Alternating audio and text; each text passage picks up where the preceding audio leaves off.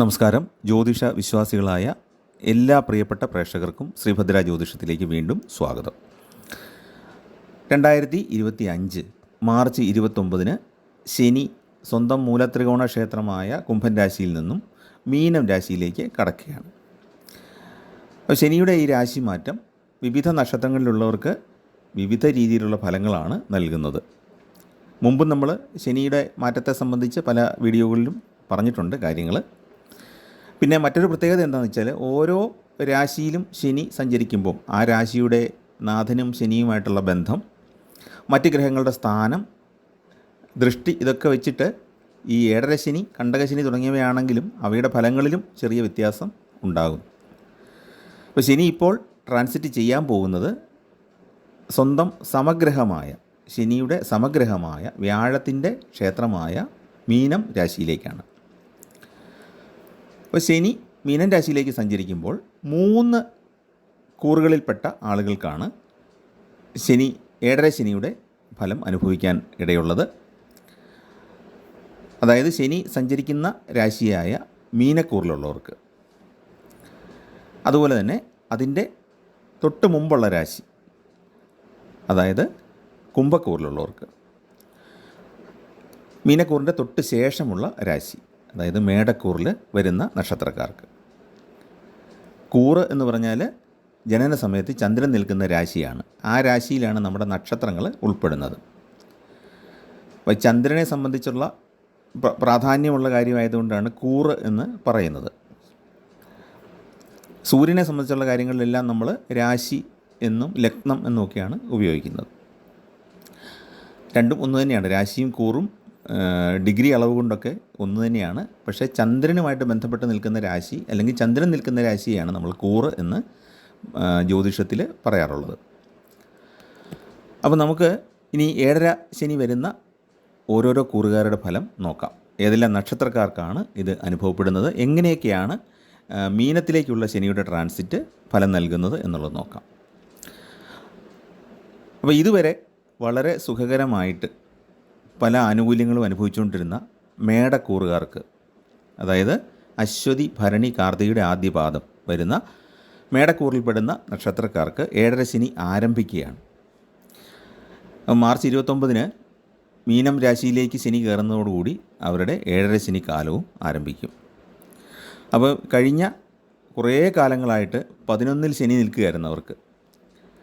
11-ൽ ശനി നിൽക്കുമ്പം വളരെ ഗുണകരമാണ്. കൃഷിഭൂമിയും എല്ലാം ലഭിച്ചിട്ടുണ്ടാകും, പലർക്കും ജോലി ലഭിച്ചിട്ടുണ്ടാകും, പലർക്കും സാമ്പത്തിക പ്രതിസന്ധിയൊക്കെ കുറേയൊക്കെ മറികടക്കാൻ സാധിച്ചിട്ടുണ്ടാകും അശ്വതി, ഭരണി, കാർത്തിക നക്ഷത്രക്കാർക്ക്. പക്ഷേ ഈ ഏഴര ശനി തുടങ്ങുമ്പോഴത്തേക്കും അവസ്ഥ വ്യത്യസ്തമാവുകയാണ്. അതിൽ തന്നെ പ്രായം കുറഞ്ഞ ആൾക്കാർക്ക്, ഒരു മധ്യ വയസ്സിൽ താഴെയുള്ള പല ആൾക്കാർക്കും ആദ്യത്തെ ഏഴര ശനിക്കാലമായിരിക്കും ഈ വരുന്നത്. ജീവിതത്തിൽ പൂർണ്ണമായും ആയുസ് പൂർത്തിയാക്കുന്നവർക്ക്, ജീവിതം ഏകദേശം ഒരു 90 വയസ്സ് വരെയൊക്കെ പോകുന്ന ആൾക്കാർക്ക് 3 തവണ ഈ ഏഴര ശനി കാലം കടന്നു പോകും. അപ്പം ഈ ഏഴര ശനി തുടങ്ങുന്ന മേടക്കൂറിൽപ്പെട്ട അശ്വതി, ഭരണി, കാർത്തിക നക്ഷത്രക്കാർക്ക് പുതിയ പുതിയ പ്രശ്നങ്ങളെ ഫേസ് ചെയ്യേണ്ട അവസ്ഥ ഉണ്ടാകുകയാണ് ചെയ്യുന്നത്. ഇതുവരെ ഇല്ലാത്ത ചില പ്രശ്നങ്ങളെ നേരിടേണ്ടി വന്നേക്കാം. യാത്രകൾ ചെയ്യേണ്ടി വരും. നമ്മൾ ആവശ്യപ്പെട്ടോ നമ്മൾ ഇഷ്ടപ്പെട്ടോ അല്ലാതെയോ യാത്രകൾ ചെയ്യുമ്പോഴെന്താണ്, ശാരീരിക ക്ഷീണം അനുഭവപ്പെടാം. ദൂരദേശവാസം, സ്വന്തം വീട് വിട്ട്, സ്വന്തം നാട് വിട്ട് ദൂരദേശത്ത് താമസിക്കേണ്ട അവസ്ഥ വരാം.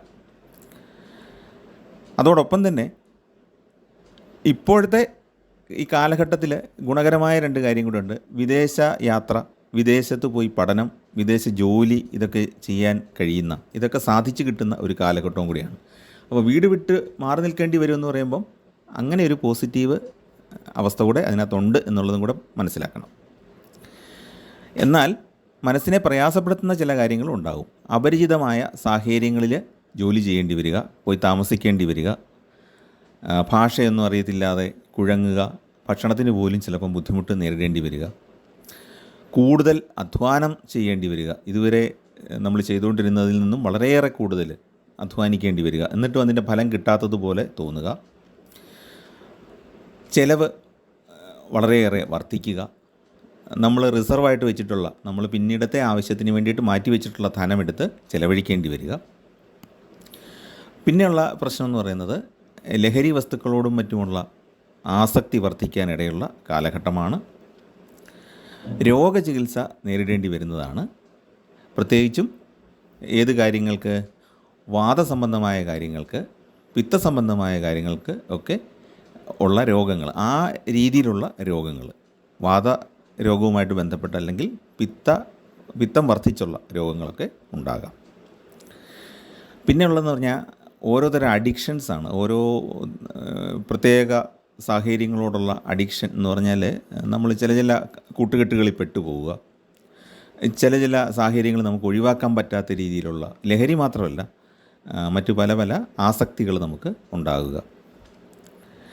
വീട് നിർമ്മാണം, അതിനു വേണ്ടിയിട്ട് ഒരുപാട് ധനം ചെലവഴിക്കേണ്ടി വരിക, എന്നിട്ടും പൂർത്തിയാക്കാൻ പറ്റാതെ വരിക. അതുപോലെ തന്നെ കൂടുതൽ പണച്ചെലവുള്ള മംഗളകർമ്മങ്ങളാണെങ്കിൽ പോലും അതിനെല്ലാം കൂടുതൽ പണച്ചെലവ് വരിക. വിവാഹം, മക്കളുടെ വിവാഹം, അല്ലെങ്കിൽ കുട്ടിയുടെ ജനനവുമായിട്ട് ബന്ധപ്പെട്ട്, ഇതൊക്കെ സന്തോഷമുള്ള കാര്യമാണെങ്കിലും ധനത്തിൻ്റെ ചെലവ്, നമ്മൾ നേരത്തെ സൂക്ഷിച്ചു വെച്ചിരുന്ന നമ്മളുടെ പരിമിതമായ വരുമാനത്തിൽ നിന്ന് സ്വരുക്കൂട്ടി വെച്ചിരിക്കുന്ന പണമൊക്കെ എടുത്ത് ചിലവഴിക്കേണ്ടി വരുന്ന അവസ്ഥകൾ ഉണ്ടാകാം. അതുപോലെ തന്നെ വായ്പകൾ പലതും തിരിച്ചടയ്ക്കാൻ പറ്റാത്ത ബുദ്ധിമുട്ട് നേരിടേണ്ടി വരാം. കടം തീർക്കാം എന്ന് വിചാരിക്കുന്ന അവസരത്തിൽ കടം തീർക്കാൻ വെച്ചിരിക്കുന്ന പണം എടുത്ത് വേറൊരു കാര്യത്തിന് ചിലവഴിക്കേണ്ടി വരും. പെട്ടെന്ന് നമ്മളൊരു യാത്ര പോകേണ്ടി വരുന്നു, അവിടെ പോയിട്ട് നമ്മൾ പുതിയൊരു സെറ്റപ്പ് കണ്ടുപിടിക്കേണ്ടി വരുന്നു, ഒരു താമസ സൗകര്യവും.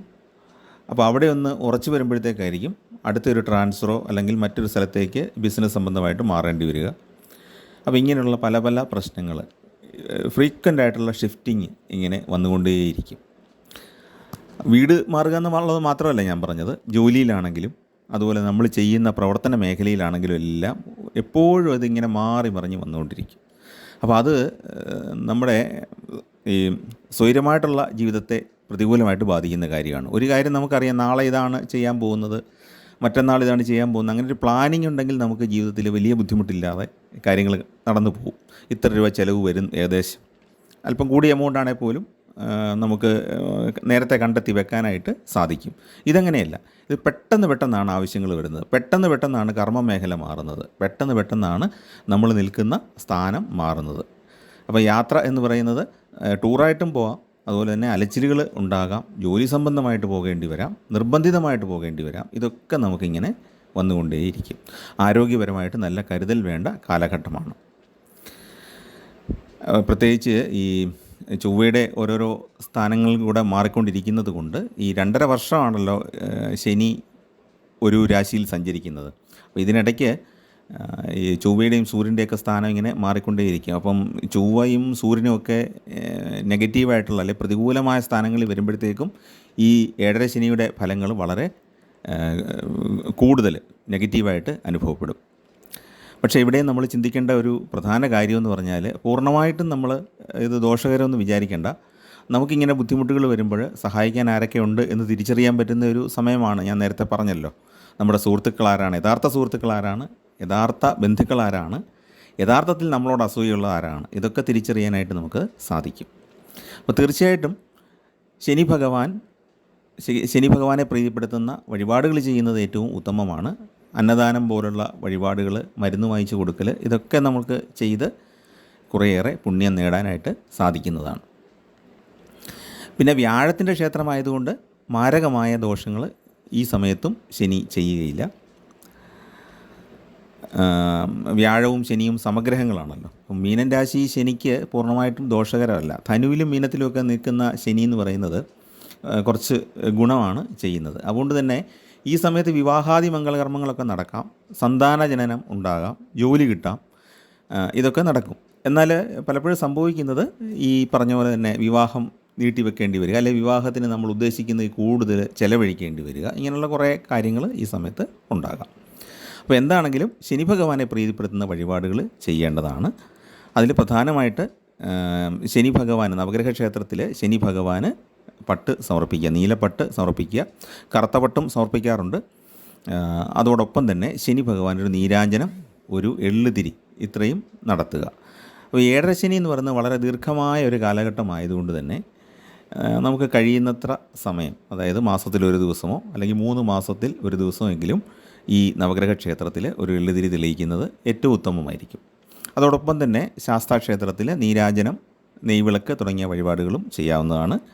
ഗണപതി ഭഗവാന് ഒരു കറുകമാല വാങ്ങിച്ചു വെച്ചിട്ട് നിങ്ങൾ ജോലിക്കോ അതുപോലുള്ള പ്രധാന കാര്യങ്ങൾക്കൊക്കെ ശ്രമിക്കുകയാണെങ്കിൽ, അതുപോലെ ഒരു പുതിയ അസൈൻമെൻറ്റ് കിട്ടി, നിങ്ങൾക്ക് ജോലിയിൽ കൃത്യസമയത്ത് ചെയ്ത് തീർക്കേണ്ട ഒരു അസൈൻമെൻറ്റ് കിട്ടിയെങ്കിൽ അതൊക്കെ ചെയ്യുന്നതിന് തൊട്ട് മുമ്പ് ഗണപതി ഭഗവാനോട് വഴിപാട് ചെയ്യുന്നത് ഏറ്റവും ഉത്തമമായിരിക്കും.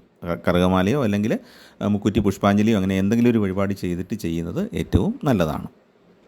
അതോടൊപ്പം തന്നെ പിതൃപ്രീതികരങ്ങളായ കർമ്മങ്ങൾ ചെയ്യുന്നത് നല്ലതാണ്. കാക്കയ്ക്ക് ചോറ് കൊടുക്കുന്നതും ഉത്തമമാണ്. അപ്പോൾ ഇനി ഒരുപാട് ദീർഘിപ്പിക്കുന്നില്ല. അടുത്തത് ജന്മക്കൂറിൽ ശനി സഞ്ചരിക്കുന്ന മീനക്കൂറുകാരുടെ ഫലമാണ് നമുക്ക് നോക്കാനുള്ളത്. അതായത് പൂരുരുട്ടാതി 4-ാം പാദം, ഉത്രട്ടാതി, രേവതി. പൂരുട്ടാതി, ഉത്രട്ടാതി, രേവതി ഈ നക്ഷത്രക്കാർക്ക് ശനി കുംഭം രാശിയിൽ നിന്ന് മീനൻ രാശിയിലേക്ക് വരുമ്പോഴത്തേക്കും അവരുടെ ജന്മക്കൂറിലാണ് ശനി സഞ്ചരിക്കുന്നത്. പൂരുട്ടാതി, ഉത്രട്ടാതി, രേവതി ഇതാണ് മീനക്കൂറി വരുന്ന നക്ഷത്രങ്ങൾ. പൂരുട്ടാതിയുടെ അവസാന 15 നാഴികയിലുള്ളവർ. അപ്പോൾ ജന്മശനി എന്ന് പറഞ്ഞാൽ ഏറ്റവും ബുദ്ധിമുട്ട് പിടിച്ച ഒരു കാലഘട്ടമാണ്. ഇപ്പോൾ കഴിഞ്ഞ വീഡിയോയിൽ ഞാൻ പറഞ്ഞല്ലോ, കാരണം ഒരു തരത്തിലത് കണ്ടകശനിയാണ്, ഏഴര ശനിയുടെ മധ്യഭാഗവുമാണ്. അപ്പോൾ ഈ ഏഴര ശനിയുടെ മധ്യഭാഗമാണ് ശരിക്കും ഏറ്റവും കൂടുതൽ നമ്മളെ മാനസികമായിട്ട് തളർത്തുന്ന ഒരു സമയം. അപ്പോൾ അതുകൊണ്ട് തന്നെ ഈ പൂരുട്ടാതി, ഉത്രട്ടാതി, രേവതി നക്ഷത്രക്കാർക്ക് മനസ്സിനെ വിഷമിപ്പിക്കുന്ന കുറേയേറെ അനുഭവങ്ങൾ ഉണ്ടാകും. ജീവിതത്തിൽ ഒരുപാട് പരീക്ഷണങ്ങൾക്ക് ഇരയാകുന്ന ഒരു കാലഘട്ടം എന്ന് ചുരുക്കത്തിൽ പറയാം. സുഹൃത്തുക്കളിൽ നിന്നാകട്ടെ ബന്ധുക്കളിൽ നിന്നാകട്ടെ ഒന്നും ഗുണകരമായ അനുഭവങ്ങൾ ഉണ്ടാകാൻ സാധ്യതയില്ല. നമ്മൾ സ്നേഹം പ്രതീക്ഷിക്കുന്ന സ്ഥലങ്ങളിൽ നിന്നൊന്നും ഒരു ആനുകൂല്യവും കിട്ടാത്ത അവസ്ഥ ഉണ്ടാകും. സാമ്പത്തികമായിട്ട് നമുക്ക് പലപ്പോഴും ബുദ്ധിമുട്ടുണ്ടാകും. അതുപോലെ തന്നെ നമ്മുടെ സ്വന്തം മനസാക്ഷിക്ക് വിരുദ്ധമായിട്ട് പെരുമാറേണ്ടി വരുന്ന അവസ്ഥ ഉണ്ടാകും. നമ്മുടെ സംസാരത്തിൽ അല്പം കാപട്യം ഉണ്ടായേക്കാം. അതേ സമയത്ത് നേരെ മറിച്ച് നമുക്ക് ബുദ്ധിമുട്ട് വരുന്ന എപ്പോഴാണ്? നമ്മളറിയാത്ത കാര്യങ്ങൾ ആരോപണങ്ങളായിട്ട് നമുക്ക് നേരെ തിരിയുക. നമ്മൾ സത്യസന്ധമായിട്ട് കാര്യങ്ങൾ ചെയ്താലും നമ്മൾ ചോദ്യം ചെയ്യപ്പെടുക. ഇതൊക്കെ വളരെ ബുദ്ധിമുട്ട് പിടിച്ച അവസ്ഥയാണ്. അപ്പോൾ നമ്മുടെ സത്യസന്ധതയാണ് അവിടെ ചോദ്യം ചെയ്യപ്പെടുന്നത്. വിശ്വാസവഞ്ചന നേരിടേണ്ടി വരും. നമ്മൾ വിശ്വസിച്ച് കാര്യങ്ങൾ ഏൽപ്പിക്കുന്ന സുഹൃത്തുക്കളോ ബന്ധുക്കളോ അല്ലെങ്കിൽ പരിചയക്കാരോ ഒക്കെ നമ്മളെ പറ്റിച്ചുകൊണ്ട് പോവുക. നമുക്കതൊന്നും റിക്കവർ ചെയ്ത് എടുക്കാൻ പറ്റാതെ, തിരിച്ചു പിടിക്കാൻ പറ്റാതെ വരിക. ധനപരമായിട്ടുള്ള വഞ്ചനയാകാം, അല്ലെങ്കിൽ ഒരു കാര്യം ഏറ്റെടുത്തിട്ട് സമയത്ത് ചെയ്തു തരാത്ത കാര്യമാകാം, അല്ലെങ്കിൽ ഒരു പങ്കാളിത്ത ബിസിനസ്സിൽ നമ്മളോടൊപ്പം നിന്നിട്ട് അയാളുടെ പോർഷൻ ലാഭം എടുത്ത് അയാൾ അങ്ങ് മുങ്ങുക, ബാക്കി ബാധ്യത മുഴുവൻ നമ്മൾ വഹിക്കേണ്ടി വരിക. ഇങ്ങനെയുള്ള പല രീതിയിലുള്ള വഞ്ചനകളാണ് നേരിടേണ്ടി വരുന്നത്. അപ്പോൾ അതുകൊണ്ട് തന്നെ എന്ത് ചെയ്യണം? രേഖകളും ബില്ലുകളും ടാക്സ് റെസീറ്റുകളും ഒക്കെ കൃത്യമായിട്ട് സൂക്ഷിക്കേണ്ട ഒരു സമയമാണ് ഈ ജന്മക്കൂറിൽ ശനി സഞ്ചരിക്കുന്ന പൂരുട്ടാതി, ഉത്രട്ടാതി, രേവതി നക്ഷത്രക്കാർ. അവർ ആ ഡോക്യുമെൻറ്റ്സ് ഒക്കെ കൃത്യമായിട്ട് ഫയൽ ചെയ്ത് തന്നെ സൂക്ഷിക്കണം. അതോടൊപ്പം തന്നെ അതിൻ്റെ ഒരു സോഫ്റ്റ് കോപ്പി ഒരു സ്കാൻ ചെയ്ത് ഒരു കോപ്പി എടുത്ത് വെക്കുന്നതും ഏറ്റവും നല്ലതായിരിക്കും. അത്തരം കാര്യങ്ങളൊക്കെ നഷ്ടപ്പെട്ടു പോകാനുള്ള സാധ്യതയാണ്. ഈ ടാക്സ് റെസീറ്റുകൾ, അതുപോലെ നമ്മുടെ പർച്ചേസ് ബില്ലുകൾ, വ്യാപാര രംഗത്തുള്ളവരൊക്കെ അത് കൃത്യമായിട്ട് സൂക്ഷിക്കണം. GST ഫയലിംഗ് ഒക്കെ നല്ല വിശ്വസ്തമായ ഏജൻസിയെ തന്നെ ഏൽപ്പിക്കണം. ഇപ്പോൾ ഇപ്പോഴത്തെ കാലഘട്ടവുമായിട്ട് ബന്ധപ്പെടുത്തി പറഞ്ഞെന്നുള്ളതേ ഉള്ളൂ. കാരണം അതിൽ പോലും വിശ്വാസവഞ്ചന ഉണ്ടാകാം. വലിയ ഹ്യൂജ് ഫൈനാണ് ഓരോ കാലതാമസത്തിനും ഉണ്ടാകുന്നത്. അപ്പോൾ അതുകൊണ്ട് തന്നെ നമ്മളത് വളരെയേറെ ശ്രദ്ധിച്ച് ചെയ്യേണ്ടതാണ്. വിശ്വസ്തരായ ആൾക്കാരെ മാത്രം, പൂർണ്ണമായിട്ടും വിശ്വസ്തരായ ആൾക്കാരെയാണ് നമ്മൾ ചുമതലപ്പെടുത്തേണ്ടത്. അതോടൊപ്പം തന്നെ നമ്മുടെ ഒരു കണ്ണുണ്ടായിരിക്കുകയും വേണം. അവിടെ എപ്പോഴും ഒരു നോട്ടം ഉണ്ടായിരിക്കണം. പിന്നെ സുഹൃത്തുക്കൾക്ക് നമ്മൾ നൽകുന്ന വാഗ്ദാനങ്ങൾ പലതും പാലിക്കാൻ പറ്റാതെ അവരുടെ വെറുപ്പും അവരിൽ നിന്നുള്ള പുച്ഛവും ഒക്കെ അവരുടെ വിരോധവും ഒക്കെ സമ്പാദിക്കേണ്ട അവസ്ഥകളും ഉണ്ടായേക്കാം. അതുപോലെ തന്നെ ശാരീരികമായ ബുദ്ധിമുട്ടുകൾ, പരിക്കുകൾ, ഇതൊക്കെ ഉണ്ടാകാൻ സാധ്യതയുള്ളൊരു കാലഘട്ടമാണ്. നമ്മൾ പറയുന്ന പല വാക്കുകളും പല പ്രവൃത്തികളും മറ്റുള്ളവരെ മുറിവേൽപ്പിച്ചേക്കാം. നമ്മൾ നല്ല ഉദ്ദേശത്തോടെ ആയിരിക്കും ചെയ്യുന്നത്, പക്ഷേ അത് നെഗറ്റീവായിട്ട് അവർക്ക് അനുഭവപ്പെട്ടേക്കാം. അവർക്കത് ബുദ്ധിമുട്ടുണ്ടാക്കുന്ന രീതിയിൽ അനുഭവപ്പെട്ടേക്കാം. അതുകൊണ്ട് തന്നെ നമ്മൾ മനസാവാചാ കർമ്മണ അറിയാതെ വിരോധികളെ സൃഷ്ടിക്കാനും സാധ്യതയുള്ളൊരു കാലഘട്ടമാണ് ഈ ജന്മശനി കാലഘട്ടം. അപ്പോൾ ശനി ജന്മക്കൂറിൽ സഞ്ചരിക്കുന്ന സമയമാണ് ഏറ്റവും ബുദ്ധിമുട്ട് വരുന്നത്. പിന്നെ ഒരുപാട് അലച്ചിലുകൾ, ഒരേ കാര്യത്തിന് തന്നെ 3 4 തവണ കയറി ഇറങ്ങേണ്ടി വരിക, സർക്കാരുമായിട്ട് ബന്ധപ്പെട്ട കാര്യങ്ങളിൽ തർക്കങ്ങളും പ്രശ്നങ്ങളും നോട്ടീസും ഒക്കെ ഉണ്ടാവുക. അതായത് നമുക്ക് നോട്ടീസ് കിട്ടുക, ബാങ്കിൽ നിന്നൊക്കെ കടം തിരിച്ചടയ്ക്കണം, ഉടനെ ചെയ്യണം, അല്ലെങ്കിൽ ജപ്തി ഉണ്ടാകും എന്നൊക്കെ പറഞ്ഞ് നോട്ടീസ് വരിക, ഭീഷണികളുണ്ടാകുക മറ്റുള്ളവരുടെ ഭാഗത്തുനിന്ന്. പിന്നെ നമ്മൾ വാഹനമൊക്കെ കൈകാര്യം ചെയ്യുമ്പം പ്രശ്നങ്ങളുണ്ടാകുക. പിന്നെ വെറുതെ നമ്മൾ ഉദ്ദേശിക്കാതെ നമ്മൾ എത്ര ഒതുങ്ങി നിന്നാലും പല രീതിയിലുള്ള സംഘർഷങ്ങൾ നേരിടേണ്ടി വരിക എന്ന് പറഞ്ഞാൽ, നമ്മുടെ അടുത്തേക്ക് വരുന്ന പല ആൾക്കാരും നമുക്ക് പിന്നെ നെഗറ്റീവ് തന്നെ ഇട്ടുകൊണ്ട് ഇരിക്കും. അപ്പോൾ ഇത്തരം കാര്യങ്ങളൊക്കെയാണ് ഈ ജന്മശനി കാലത്ത് നമുക്ക് അനുഭവിക്കേണ്ടി വരുന്നത്. പക്ഷേ നേരത്തെ പറഞ്ഞ പോലെ, മേടക്കൂറിൻ്റെ കാര്യം പറഞ്ഞ പോലെ തന്നെ ഈ ജന്മശനി വരുന്ന പൂരിട്ടാതി ഉത്രട്ടാതി നക്ഷത്രക്കാരെ സംബന്ധിച്ചുള്ളൊരു പ്രത്യേകത എന്താണ്? അവർ വ്യാഴത്തിൻ്റെ ക്ഷേത്രത്തിലാണ് വരുന്നത്, മീനക്കൂറിലാണ് അവർ ഉൾപ്പെടുന്നത്. അതോടൊപ്പം തന്നെ ശനി എന്ന് പറയുന്നത് വ്യാഴത്തിൻ്റെ സമഗ്രഹവുമാണ്. അവർ തമ്മിൽ വിരോധമോ ശത്രുതയൊന്നുമില്ല ആ 2 ഗ്രഹങ്ങളെന്ന് പറയുമ്പോൾ നമുക്ക് എപ്പോഴും വിമർശിക്കപ്പെടുന്നൊരു കാര്യമാണ്, ഗ്രഹങ്ങൾ മനുഷ്യരാണോ വിരോധം വരാൻ എന്നുള്ളത്. അങ്ങനെയല്ല, രശ്മിബലമാണ് ഉദ്ദേശിക്കുന്നത്. അപ്പോൾ അതുകൊണ്ട് തന്നെ ശക്തരായ 2 ഗ്രഹങ്ങളാണ് ശനിയും വ്യാഴവും, തുല്യതയുള്ള 2 ഗ്രഹങ്ങളാണ്. അപ്പോൾ വ്യാഴത്തിൻ്റെ ക്ഷേത്രത്തിൽ ശനി വരുന്നത് കൊണ്ട് ശനിക്ക് പ്രത്യേക ക്രൂരമായ ദോഷമൊന്നും ഉണ്ടാകുന്നില്ല പ്രത്യേകിച്ച്. അപ്പോൾ അതൊരു ഗുണകരമാണ്. മാത്രമല്ല, നമുക്ക് പ്രാർത്ഥന കൊണ്ട് ഒരു പരിധിവരെ ഈ ദുരിതത്തിൻ്റെ അളവിനെ കുറയ്ക്കാനും സാധിക്കുന്ന കാലമാണ്. പിന്നെ ഇത് നേരത്തെ അറിഞ്ഞിരുന്നുള്ള ഗുണം എന്താണ്? നമുക്ക് നമ്മുടെ പ്രവൃത്തികളിൽ ഒരു കൃത്യത, ഒരു ടൈം ടേബിൾ പോലെ ഉണ്ടാക്കി നമുക്ക് മുന്നോട്ട് പോകാനായിട്ട് സാധിക്കും. വാഗ്ദാനങ്ങളൊക്കെ എഴുതി വെച്ച് തന്നെ ടൈം ബൗണ്ടായിട്ട് ചെയ്യേണ്ട, സമയബന്ധിതമായിട്ട് ചെയ്യേണ്ട കാര്യങ്ങളൊക്കെ കൃത്യമായിട്ട് ഒരു ബുക്കിൽ എഴുതി വെച്ചിട്ട് അതനുസരിച്ച് ചെയ്യുക. നമ്മൾ കാര്യങ്ങൾ ഓരോന്നും ചെയ്ത് തീർക്കുമ്പോൾ അതൊന്ന് ടിക്ക് ചെയ്ത് പോയാൽ മതി. അപ്പം നമുക്ക് എന്താണ് ഇനി ചെയ്യാനുള്ളതെന്നുള്ള വ്യക്തമായൊരു ധാരണ കിട്ടും. അങ്ങനെ ടൈം മാനേജ്മെൻറ്റിലൂടെ ഇതിനകത്ത് ചെയ്തു പോകാം. അപ്പം ജീവിതത്തിലൊരു കൃത്യത വരുത്താനും കൂടെ ശനി ഭഗവാൻ ഇതിലൂടെ സഹായിക്കുന്നു എന്നും കൂടെ നമുക്ക് പറയാൻ പറ്റും. ആ രീതിയിൽ അതിനെ എടുത്താൽ മതി, പോസിറ്റീവായിട്ട് എടുത്താൽ മതി. അപ്പോൾ ഇതൊക്കെയാണ് ഈ മീനക്കൂറുകാരുടെ ഫലങ്ങൾ. അപ്പോൾ അവർ തീർച്ചയായിട്ടും വഴിപാടുകൾ കൊടുക്കേണ്ടത് ശാസ്താവിന് വഴിപാട് കൊടുക്കണം. അതുപോലെ തന്നെ ജന്മക്കൂറിൻ്റെ നാഥനായ വ്യാഴം സൂചിപ്പിക്കുന്ന വിഷ്ണു ഭഗവാൻ, വിഷ്ണു ക്ഷേത്രത്തിലും വഴിപാടുകൾ നൽകേണ്ടതാണ്. അപ്പം വിഷ്ണു പ്രീതികരങ്ങളായ കർമ്മങ്ങൾ ചെയ്യുക. അപ്പോൾ കൂടുതൽ വഴിപാടുകളൊന്നും നിങ്ങൾക്ക് ചെയ്യാൻ പറ്റിയില്ലെങ്കിൽ പോലും ഒരു നെയ്വിളക്ക് വിഷ്ണു ഭഗവാന് സമർപ്പിക്കുക. ഒരു താമരമൊട്ട് വാങ്ങിച്ച് ക്ഷേത്ര നടയിൽ ശ്രീകോവിലിന് മുമ്പിൽ സമർപ്പിക്കുക. ഇങ്ങനെ ഈ ഏഴരശനി കാലത്തെ ദോഷങ്ങളൊക്കെ മാറാൻ വേണ്ടിയിട്ട് നന്നായിട്ട് പ്രാർത്ഥിക്കുക. ഈ 2 കാര്യങ്ങൾ കൃത്യമായിട്ട് ചെയ്യണം. ശാസ്താവിനുള്ള വഴിപാട്, നീരാജനമോ നെയ്വിളക്കോ ശംഖുപുഷ്പം കൊണ്ടൊരു അർച്ചനയോ അങ്ങനെ എന്തെങ്കിലും ഒരു വഴിപാട് ചെയ്താൽ മതി. നിങ്ങൾ പറ്റുമെങ്കിൽ മാസത്തിലൊന്ന് ചെയ്യുക, അല്ലെങ്കിൽ 3 മാസം കൂടുമ്പോൾ ഒന്ന് ചെയ്യുക. ദീർഘമായൊരു കാലഘട്ടമായതുകൊണ്ടാണ് ഞാൻ എല്ലാ മാസവും പോകണം എന്ന് കൃത്യമായിട്ട് പറയാത്തത്. ബുദ്ധിമുട്ടിൻ്റെ ഒരു ഇൻറ്റൻസിറ്റി അനുസരിച്ച് തീവ്രമായ ബുദ്ധിമുട്ടാണെങ്കിൽ എല്ലാ മാസവും തന്നെ ദർശനം നടത്തുന്നത് നല്ലതാണ്, എപ്പോഴും നല്ലതാണ്. മാസത്തിലൊന്നെങ്കിലും പറ്റുമെങ്കിൽ പക്കപ്പുറന്നാൾ ദിവസമൊക്കെ പോകുന്നത്, ക്ഷേത്ര ദർശനം നടത്തുന്നത് ഏറ്റവും നല്ലതാണ്. നവഗ്രഹ ക്ഷേത്രത്തിൽ ശനിക്കും വ്യാഴത്തിനും വിളക്ക് തെളിയിക്കുക, ശനിക്ക് പട്ട് സമർപ്പിക്കുക, ശാസ്താവിനും നീലപ്പട്ട് സമർപ്പിക്കുന്നത് നല്ലതാണ്. ശനിക്ക് അതുപോലെ തന്നെ കറുത്ത പട്ട് സമർപ്പിക്കാം, എള്ളുതിരി തെളിയിക്കാം, ശാസ്താവിന് എള്ളുതിരി, എള്ളു പായസം തുടങ്ങിയ വഴിപാടുകളൊക്കെ ചെയ്യാം. ഇതെല്ലാം നമുക്ക് ഗുണകരമായ കാര്യമാണ്. അപ്പോൾ അതോടൊപ്പം തന്നെ ഈ 7.5 ശനിക്കാലം വളരെ ബുദ്ധിമുട്ട് പിടിച്ച കാര്യമായതുകൊണ്ട് നമ്മൾ വീട്ടിൽ നിലവിളക്ക് തെളിയിക്കുമ്പോൾ നല്ലെണ്ണ അല്ലെങ്കിൽ എള്ളെണ്ണ ഒഴിച്ച് തെളിയിച്ചാൽ നല്ലതാണ്. നമ്മുടെ ഈ പല ബുദ്ധിമുട്ടുകൾക്കും കാരണം ഈ ശനി പ്രതിനിധീകരിക്കുന്ന ചില മൂലകങ്ങളുണ്ട്, ഇരുമ്പ് തുടങ്ങിയ കാര്യങ്ങളുണ്ട്. അപ്പോൾ ആ ഇരുമ്പിൻ്റെ അംശം, അതിപ്പോൾ ഇരുമ്പിൻ്റെ അംശം കുറയുമ്പോഴത്തേക്കും കുറേ നെഗറ്റിവിറ്റി ഉണ്ടാകും. കാരണം രക്തത്തിലും ഒക്കെ ഇരുമ്പിൻ്റെ അംശമാണല്ലോ നമ്മൾ ഈ ഓക്സിജനെ ബൗണ്ട് ചെയ്ത് കൊണ്ടുപോകുന്നത്. അപ്പോൾ നമുക്ക് രോഗാവസ്ഥകളിൽ നിന്ന് രക്ഷപ്പെടാനായിട്ട് ഈ എള്ളെണ്ണ ഒഴിച്ച് വിളക്ക് തെളിയിക്കുന്ന അന്തരീക്ഷം ഒരു പരിധിവരെ സഹായിക്കും. പിന്നെ ഇരുമ്പ്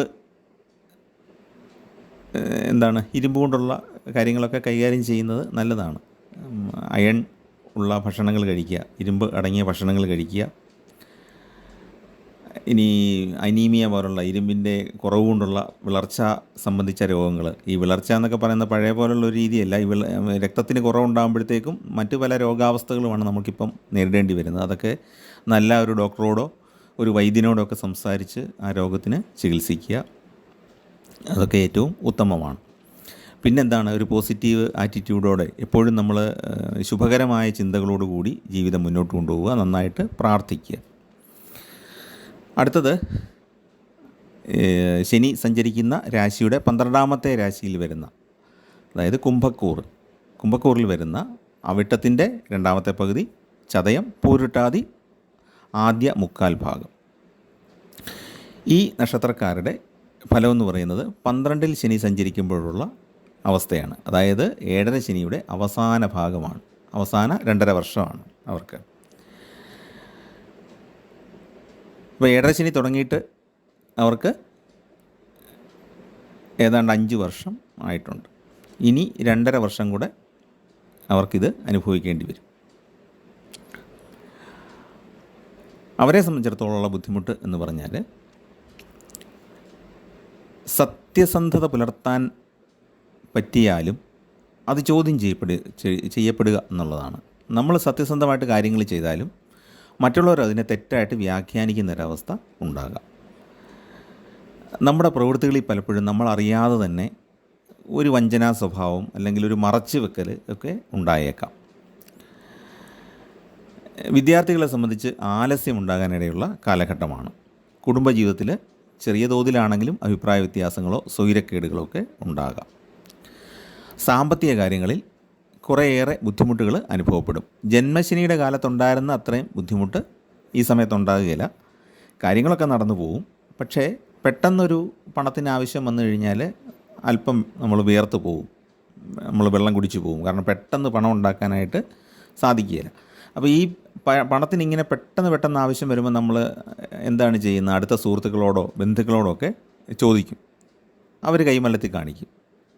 അപ്പോഴാണ് നമ്മൾ അറിയുന്നത്, നമുക്കറിയാം അവരുടെ പണമുണ്ട്, പക്ഷേ അവർ തരുന്നില്ല. അപ്പോഴാണ് നമ്മൾ അറിയുന്നത് ഇതായിരുന്നോ ഇവരുടെ ഉള്ളിലുണ്ടായിരുന്നത്, ഇത്രയും സ്നേഹമേ ഉള്ളായിരുന്നോ എന്നുള്ളത് നമ്മൾ അന്നേരം മനസ്സിലാക്കും. അതുപോലെ തന്നെ ചില ശത്രുക്കൾ ഒളിഞ്ഞോ തെളിഞ്ഞോ ഒക്കെ തലപൊക്കും. മറ്റ് ജന്മശനിയുടെ അവസ്ഥയുടെ അത്രയും ബുദ്ധിമുട്ടുണ്ടായിരിക്കില്ല. അത് കുറഞ്ഞു വരുന്ന ഒരു കാലഘട്ടമാണ് 7ര ശനിയുടെ അവസാന ഭാഗം എന്ന് പറയുന്നത്. പക്ഷേ പണം കിട്ടാനായിട്ട് കാലതാമസം ഉണ്ടാകാം. സർക്കാരിൽ നിന്നൊരു ആനുകൂല്യം ഉത്തരവിറങ്ങി അനുവദിച്ച് കിട്ടിയാലും അത് നമ്മുടെ ബാങ്ക് അക്കൗണ്ടിലേക്ക് വരാനായിട്ട് കുറേയേറെ സമയമെടുക്കുക. അപ്പോഴത്തേക്ക് നമ്മുടെ കാര്യം അത്രയും കൂടെ താമസം വരികയാണ്. നമുക്ക് ചെയ്യേണ്ട കാര്യം, ആ പണം കിട്ടിയിട്ട് നമ്മൾ ചെയ്യാൻ ഉദ്ദേശിച്ചിരിക്കുന്ന കാര്യത്തിന് അത്രയും കൂടെ കാലതാമസം ഉണ്ടാകും. പിന്നെ മുഖത്ത് പല രോഗങ്ങൾ ഉണ്ടാകാനായിട്ട് സാധ്യതയുണ്ട്. പല്ലുകൾക്ക് രോഗം ഉണ്ടാകാൻ സാധ്യതയുണ്ട്. ശനിയും പല്ലുകളുടെ ആരോഗ്യമായിട്ട് ബന്ധമുണ്ടെന്നുള്ളത് നേരത്തെ ഞാൻ ചില അധ്യായങ്ങളിൽ പറഞ്ഞിട്ടുണ്ട്. അതുപോലെ തന്നെ തൊണ്ടയുമായിട്ട് ബന്ധപ്പെട്ട്, ശിരസ്സുമായിട്ട് ബന്ധപ്പെട്ടൊക്കെയുള്ള ചില രോഗങ്ങൾ ഉണ്ടാകാം. പിന്നെ എന്താണെന്ന് വെച്ചാൽ നമുക്ക് ഒരിക്കലും പൂർണ്ണമായൊരു സന്തോഷം അനുഭവപ്പെടാത്ത അവസ്ഥ നേരിടേണ്ടി വരാം. ഒരു വിഷാദം. നമുക്ക് കാര്യങ്ങളൊക്കെ അല്പം താമസിച്ചാണെങ്കിൽ സാധിച്ചു കിട്ടിയാലും ആ കാര്യം സാധിച്ചു കിട്ടുമ്പോഴത്തേക്കും നമ്മൾ ഉദ്ദേശിക്കുന്ന രീതിയിലുള്ള സന്തോഷം നമുക്കുണ്ടാകുന്നില്ല. ആ ഒരു ബുദ്ധിമുട്ട് ഉണ്ടാകാം. പിന്നെ എന്താണെന്ന് വെച്ച് കഴിഞ്ഞാൽ ചില വഞ്ചനാ സ്വഭാവമുള്ള മനുഷ്യർ അടുപ്പം കാണിച്ച് നമ്മുടെ അടുത്തേക്ക് കൂടാനും വീണ്ടും നമ്മൾ ചെറിയ തോതിലാണെങ്കിലും പറ്റിക്കപ്പെടാനും ഒക്കെ സാധ്യതയുണ്ട്. നുണ പറഞ്ഞ് നമ്മുടെ കയ്യിൽ നിന്ന് പല ആനുകൂല്യങ്ങളും പറ്റി എടുക്കുക. അപ്പോൾ അതിനൊക്കെ ഒരു നിരീക്ഷണവും ശ്രദ്ധയൊക്കെ ഉണ്ടായിരിക്കണം, പ്രത്യേകിച്ച് ബിസിനസ് ചെയ്യുന്നവർക്ക്. അതുപോലെ തന്നെ ഈ ബിസിനസ് ചെയ്യാനായിട്ട് സഹായമൊക്കെ ചോദിച്ച് ആൾക്കാർ വരുമ്പോൾ അവരർഹരാണോ എന്ന് നോക്കിയിട്ട് മാത്രം സഹായം ചെയ്യുക. ബിസിനസ്സിന് മാത്രമല്ല, അവരുടെ ജീവിതത്തിലെ ബുദ്ധിമുട്ട് പറഞ്ഞ് പല ആൾക്കാരും നമ്മളെ സമീപിക്കും. പുണ്യം ചെയ്യുന്നത് നല്ലതാണ്. യഥാർത്ഥത്തിൽ അർഹതയുള്ളവർക്ക് നമ്മൾ ദാനങ്ങളൊക്കെ ചെയ്യുന്നത് നല്ലതാണ്. അർഹതയില്ലാത്തവർക്ക് കൊടുത്താൽ അത് പാപവുമാണ്. അപ്പോൾ അതുകൊണ്ടൊന്ന് അന്വേഷിച്ചിട്ട് ചെയ്യുക, യഥാർത്ഥത്തിൽ ആവശ്യമുള്ളവരാണോ വരുന്നത്, നമ്മളെ പറ്റിക്കാൻ വേണ്ടി വരുന്നതാണോ എന്നൊക്കെ. കാരണം ഈ 7ര ശനിക്കാലത്തുള്ള പൊതുഫലം എന്ന് പറഞ്ഞാൽ നമുക്ക് പല കാര്യങ്ങളിലും വ്യക്തമായ ഒരു അറിവോ ഒന്നുമില്ലാതെ, അല്ലെങ്കിൽ ആ സാഹചര്യത്തെപ്പറ്റി വ്യക്തമായൊരു ബോധ്യമില്ലാതെയാണ് പലപ്പോഴും നമ്മൾ കാര്യങ്ങൾ ചെയ്യാനിടയുള്ളത്. അപ്പോൾ അതൊന്ന് നേരത്തെ മനസ്സിലാക്കി വെക്കുക. നമുക്ക് കാര്യങ്ങൾ നമ്മുടെ കഴിവനുസരിച്ച് അന്വേഷിച്ച ശേഷം മാത്രം നമ്മളതിനകത്ത് ഇടപെടുക. പെട്ടെന്ന് എടുത്ത് ചാടി ചെയ്യുമ്പോഴാണ് പലപ്പോഴും അബദ്ധം പറ്റുന്നത്. അപ്പോൾ അങ്ങനെ ഇതുണ്ട്. മുഖത്ത് അടയാളങ്ങൾ വരാനായിട്ട് സാധ്യതയുണ്ട്. പിന്നെ ചില രോഗങ്ങൾ നമ്മളെ ബാധിക്കാൻ, പ്രത്യേകിച്ച് വാതസംബന്ധമായ ചില രോഗങ്ങൾ ഈ സമയത്ത് ബാധിക്കാൻ ഇടയുണ്ട്. രോഗത്തിൻ്റെ ആരംഭത്തിൽ തന്നെ ലക്ഷണങ്ങൾ കാണുമ്പോൾ തന്നെ നല്ലൊരു ഡോക്ടറെയോ നല്ലൊരു വൈദ്യനെയോ ഒക്കെ കണ്ട് ചികിത്സിക്കുക. രോഗത്തിൻ്റെ തീവ്രത അനുസരിച്ച് ചിലതിൽ പെട്ടെന്ന് അറ്റൻഷൻ കിട്ടേണ്ടതാണെങ്കിൽ മോഡേൺ മെഡിസിൻ തന്നെ പോകേണ്ടി വരും, അലോപ്പതി തന്നെ നമ്മൾ പോകേണ്ടി വരും പെട്ടെന്നുള്ള രോഗങ്ങൾ. എന്നാൽ നമുക്ക് ദീർഘകാലത്തേക്ക് നിൽക്കുന്ന വാതരോഗങ്ങളുണ്ടല്ലോ, നമ്മൾ പാരമ്പര്യമായിട്ട് പറയുന്ന വാതരോഗങ്ങളൊക്കെ ആണെങ്കിൽ ആയുർവേദ ചികിത്സ വളരെ ഉത്തമമായിരിക്കും, അതിലൂടെ മാറ്റിയെടുക്കാനായിട്ട് സാധിക്കും. അപ്പോൾ അതൊക്കെ നമ്മുടെ ആ സാഹചര്യം അനുസരിച്ച് ചെയ്യുക. ഏതായാലും രോഗങ്ങൾ നമ്മൾ കണ്ടമാനം അത് വെച്ചുകൊണ്ടിരിക്കാതെ ചികിത്സിക്കുക എന്നുള്ളതാണ് ചെയ്യേണ്ടത്. പിന്നെ നമ്മൾ പ്രാർത്ഥനകളും വഴിപാടുകളും കൃത്യമായിട്ട് ചെയ്യുക. ശനിദോഷം മാറാനായിട്ട് നവഗ്രഹ ക്ഷേത്രത്തിൽ ശനിക്ക് വഴിപാട് ചെയ്യുക. ഈ കുംഭക്കൂറിൽപ്പെട്ടവർക്ക് വേറൊരു ഗുണം എന്താണ്? ശനിയുടെ മൂലത്രികോണവും സ്വന്തം ക്ഷേത്രവുമാണ് ഈ കുംഭം എന്ന് പറയുന്നത്. അതുകൊണ്ട് തന്നെ കുംഭക്കൂറിൽ വരുന്ന ഈ അവിട്ടം, ചതയം, പൂരിട്ടാതിയുടെ ആദ്യ മുക്കാൽ ഭാഗം വരുന്ന നക്ഷത്രക്കാർക്ക് മാരകമായ ദോഷമൊന്നും ഒരിക്കലും ശനി ചെയ്യുകയില്ല. കുറച്ച് ആനുകൂല്യങ്ങളൊക്കെ കിട്ടുകയും ചെയ്യും. പക്ഷേ 7.5 ശനി ആയതുകൊണ്ട് ഈ പറഞ്ഞ ബുദ്ധിമുട്ടുകളൊക്കെ ഉണ്ടാകും. പലപ്പോഴും നമ്മൾ എന്താണ് ചെറിയ തോതിലൊക്കെ പറ്റിക്കപ്പെടുക എന്നുള്ളതാണ്. നമ്മളോട് സഹായം വാങ്ങിച്ചുകൊണ്ട് പോവുക, അത് അയാൾക്ക് അർഹതയില്ലായിരുന്നു നമ്മൾ പിന്നീട് തിരിച്ചറിയുക, ഇതൊക്കെയാണ് ഉണ്ടാകുന്നത്. സുഹൃത്തുക്കൾ പോലും അങ്ങനെ ചെയ്യും ഈ സമയത്ത്. അപ്പം ആൾക്കാരെയൊക്കെ തിരിച്ചറിയാനൊരു അവസരം കിട്ടി എന്നങ്ങ് വിചാരിച്ചാൽ മതി. അപ്പോൾ ശനി ഭഗവാന് വഴിപാടുകൾ ചെയ്യുക, ശനി ഭഗവാൻ എള്ളുതിരി തെളിയിക്കുക. എല്ലാ മാസവും തെളിയിക്കുന്നത് നല്ലതാണ്, നമ്മുടെ സാഹചര്യം അനുസരിച്ച് ചെയ്യുക. പിന്നെ ശാസ്താവിന് ശംഖുപുഷ്പം കൊണ്ട് മാല ചാർത്തുക. ഗണപതി ഭഗവാന് അപ്പം, അട തുടങ്ങിയവ നിവേദിക്കുക. അവൽ നിവേദ്യവും ചെയ്യാം. അപ്പോൾ അതേതാണ് നമുക്ക് പറ്റുന്നുള്ളതനുസരിച്ച് ചെയ്യുക. ഏതൊരു നല്ല കാര്യത്തിന് ഇറങ്ങുന്നതിന് മുമ്പും ഗണപതി ക്ഷേത്രത്തിൽ ഒരു വിളക്കെങ്കിലും തെളിയിച്ചിട്ട് പോവുക. പിന്നെ നിങ്ങളുടെ കുടുംബദേവതയെ നന്നായിട്ട് പ്രാർത്ഥിക്കുക. അത് മറ്റ് കൂറുകളിൽപ്പെട്ട ആൾക്കാർക്കും 7.5 ശനി വരുന്ന എല്ലാവർക്കും അത് ബാധകമാണ്. നമ്മുടെ കുടുംബദേവതയെ കൃത്യമായിട്ട് പ്രാർത്ഥിക്കുകയും പറ്റുമെങ്കിൽ ആ കുടുംബക്ഷേത്രത്തിലൊന്ന് പോയിട്ട് ഒരു വിളക്കിന് എണ്ണ സമർപ്പിക്കുക. കെടാവിളക്കുണ്ടെങ്കിൽ അവിടെ എണ്ണ സമർപ്പിക്കുക. ഇല്ലെങ്കിൽ ക്ഷേത്രത്തിനുള്ളിലെ വിളക്കിൽ ഒഴിക്കാൻ വേണ്ടിയിട്ട് എണ്ണ വാങ്ങിച്ച് സമർപ്പിക്കുക. ചെറിയ ചെറിയ വഴിപാട് പോലും ചെയ്താൽ മതി. നമ്മളെപ്പോഴും നമ്മുടെ ഈ ആരാധനാമൂർത്തിയെ ഇടയ്ക്കിടയ്ക്ക് ഒന്ന് ദർശിച്ച് തൊഴുത് നമ്മളാൽ കഴിയുന്ന ചെറിയൊരു സമർപ്പണം അവിടെ ചെയ്യുക. എണ്ണയോ പുഷ്പങ്ങളോ ഒക്കെ ചെയ്യുക. ഇപ്പോൾ ശിവക്ഷേത്രത്തിലാണ് നമ്മൾ ധാരയാണല്ലോ കൊടുക്കുന്നത്.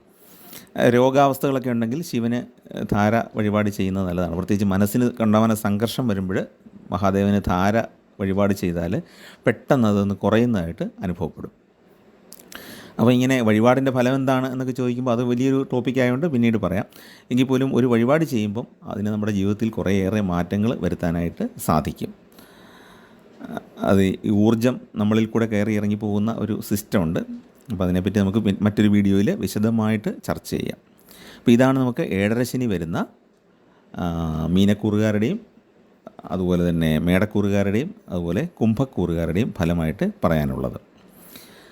അപ്പം എല്ലാവരും ഈ പ്രാർത്ഥനകളും വഴിപാടുകളൊക്കെ ചെയ്യുക. ഈ 3 കൂറുകാർക്കും നല്ലതാണ് അന്നദാനം ചെയ്യുക എന്നുള്ളതാണ്. അന്നദാനം, ഭക്ഷണം വാങ്ങിക്കാൻ പണമില്ലാത്ത ആളുകൾക്ക് ഭക്ഷണം കൊടുക്കുക. അല്ലാതെ ഒരുപാട് ധനാഢ്യരായ എന്തും കഴിക്കാൻ പറ്റുന്ന ആൾക്കാരെ വിളിച്ചിട്ടൊരു സദ്യ, ഒരു പാർട്ടിയൊക്കെ നടത്തുന്നതല്ല അന്നദാനം. എപ്പോഴും അർഹതയുള്ളവർക്ക്, ഭക്ഷണത്തിന് വിഷമിക്കുന്ന ആളുകൾക്ക് ഭക്ഷണം കൊടുക്കുക. മരുന്ന് വാങ്ങിക്കാൻ പണമില്ലാത്തവർക്ക് മരുന്ന് വാങ്ങിച്ചു കൊടുക്കുക. എല്ലായിടത്തും പണം വാരി വിതരണം ചെയ്യുക എന്നുള്ളതല്ല, അവർക്ക് ആവശ്യമുള്ള സാധനങ്ങൾ കൊടുക്കുക. വസ്ത്രങ്ങൾ ധരിക്കാൻ മാർഗ്ഗമില്ലാത്തവർക്ക് വസ്ത്രങ്ങൾ നമ്മൾ വാങ്ങിച്ചു കൊടുക്കുക. അല്ലെങ്കിൽ അവർ പോയി വസ്ത്രങ്ങൾ സെലക്ട് ചെയ്യട്ടെ, ആ പണം നമ്മൾ ആ കടക്കാരന് കൊടുക്കുക. അല്ലാതെ ഈ പണമായിട്ട് എല്ലാവർക്കും കൊടുത്തു കഴിഞ്ഞാൽ ഒരു കുഴപ്പം എന്താണെന്നറിയോ? പണം കയ്യിലോട്ട് കിട്ടുമ്പോഴത്തേക്ക് അവർക്ക് മറ്റ് പല പല പല ആവശ്യങ്ങൾ വരും. പണത്തിന് അങ്ങനെ ഒരു പ്രത്യേകതയുണ്ട്.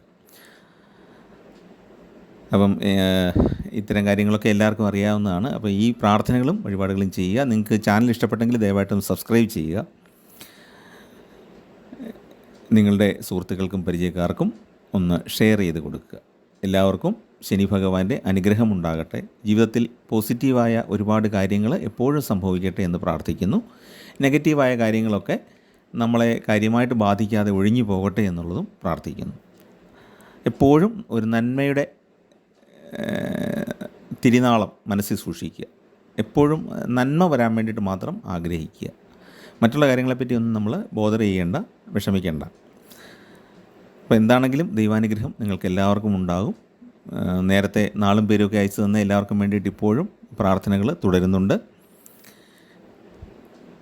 അടുത്ത വീഡിയോയിൽ വീണ്ടും നമുക്ക് കാണാം. നമസ്കാരം.